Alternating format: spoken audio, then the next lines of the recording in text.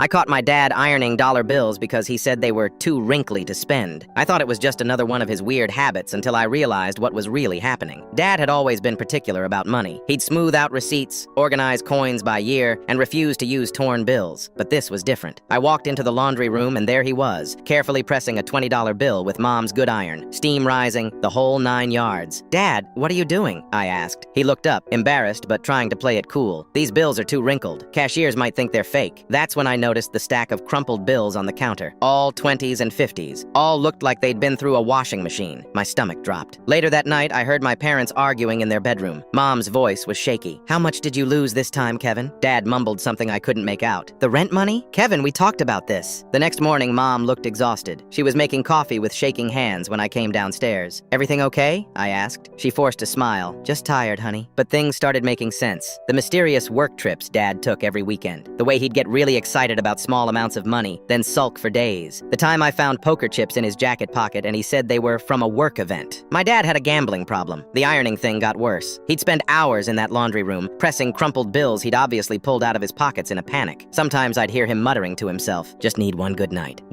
and we're even." I started paying attention to everything. The way he'd disappear for hours and come back either really happy or really quiet. How he'd check his phone constantly, typing numbers into a calculator app. The stack of past due notices Mom tried to hide under takeout menus. 3 weeks later, I came home from school and found Mom crying at the kitchen table. She had a paper in her hand. "We might lose the house," she said without looking up. "Your father, he borrowed against it." That night, I made a decision. I knew where Dad went every Friday. There was this sketchy community center downtown where old guys played cards in the back room. I'd driven past it with him once and saw him wave at the security guy. I took my laptop and printed out information about gambling addiction, recovery programs, hotlines, statistics about how many families get destroyed. I put it all in a manila folder. Friday evening, I waited in the parking lot. When Dad walked out, his shoulders were slumped. He'd obviously lost again. I rolled down my window. "Dad," he looked shocked to see me. "What are you doing here?" "Get in the car." My voice was steadier than I felt. The ride home was silent until I handed him the folder. "Mom's been crying for 3 weeks straight. We're about to lose our house. And you're in the laundry room ironing gambling money like that's going to fix anything." Dad's hands were shaking as he looked through the papers. "You don't understand," he started. "I understand you've been lying to us. I understand Mom has to work double shifts because you keep losing our money. I understand you're more worried about wrinkled bills than your family." When we got home, Dad went straight to Mom. I watched from the hallway as he showed her the folder and started crying. Really crying. "I need help," he kept saying. "I'm sorry. I need help." 6 months later, Dad was in recovery and working nights at a warehouse to pay back what he'd lost. The house was safe, and I never saw him iron money again.